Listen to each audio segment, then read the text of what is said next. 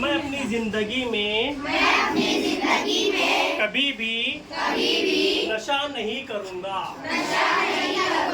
मैं अपने दोस्तों साथियों और खानदान को भी नशा से दूर रहने की सलाह दूंगा।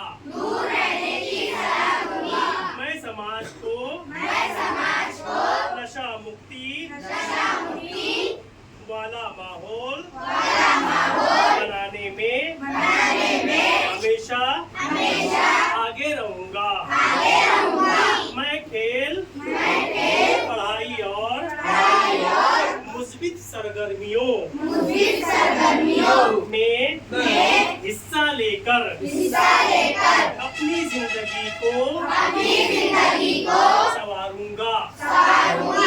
नशा मुक्ति अभियान को कामयाब बनाने के लिए हमेशा एक जिम्मेदार शहरी बनकर रहूंगा। हाथ नीचे।